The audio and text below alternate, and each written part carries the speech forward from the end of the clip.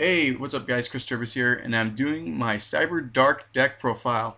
A couple of you guys wanted me to try and do the deck profile so that way I could, let's say, help me, just to see how good the deck can be at its full potential. And yeah, so it's like a high number of cards. I might be taking out a few cards later on. So tell me what cards I should take out and what cards I should put in. It's the same thing with the extra deck. I'd really like to know.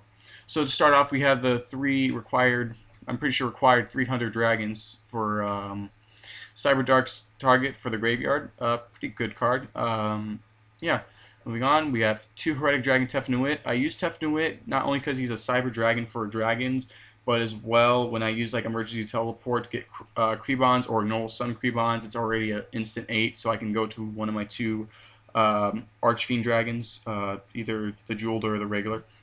One two-headed behemoth. Of course, I only use one because you can only use this effect once per duel, and it's a really good card because once it's equipped to the Cyber Dark monsters and it's sent to the graveyard, like destroyed, for example, twin-headed behemoth can come back during the next standby phase or during the end phase.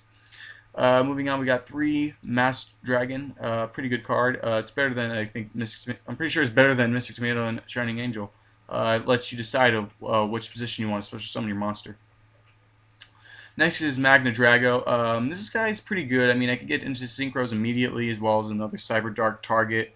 So yeah, I'm testing him. He's doing all right so far. I want to know if I can get him out faster or not. Next is two Cyber Dark Horns, and he's the guy who inflicts piercing to your opponent whenever attacks defense position monster. So pretty good card.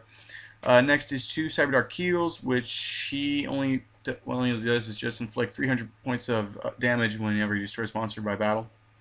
Next is three Cyberdark Edges, because this guy attacks directly. I like using three of him. And yeah, so with the next cards are mostly the tuners. Two Black Salvo for bringing back Cyberdarks and Synchroing 7. Two Cock-a-doodle-doos.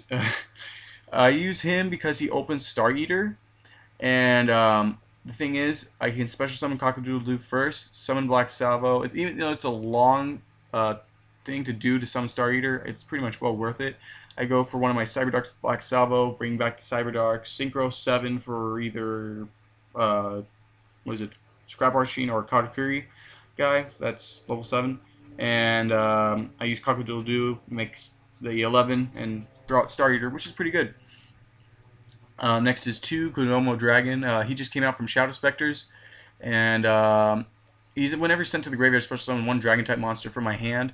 I think this is an amazing card, not only for this deck but as well as Dragon Rulers. So we might be seeing some play in this guy as well during during the last few months of our format. So yeah, this guy may be a pretty decent money card. Not lastly, but the last tuner monsters I have that aren't like him, but Krebons, triple Krebons, double Psychic Commander. I decided to throw in the two Psychic Commanders just recently because I was wondering if I could just Synchro 6 faster than before. So not only that, because he's an emergency teleport target.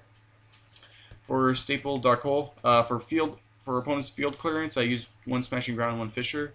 It's doing pretty well so far. I might be taking him out though, so that way I get less draws of them.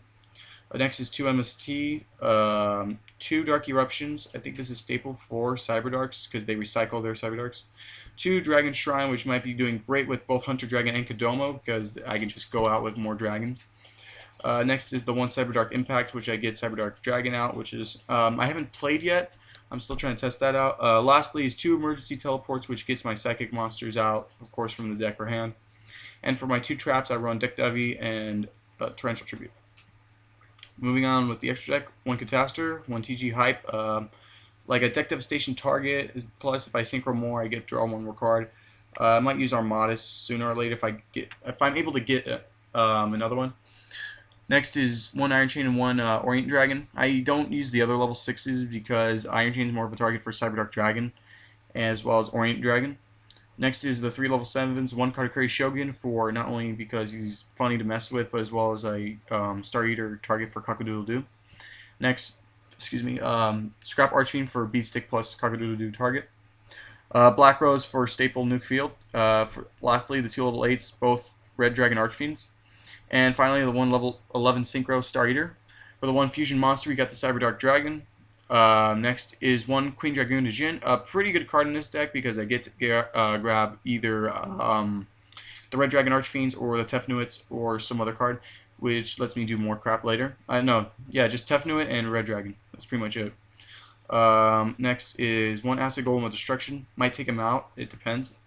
One Leviathan Dragon, just for Cyberdark Dragon target. And then finally one Gachi Gachi Gantetsu if I get two level 2s out and I need it for emergencies.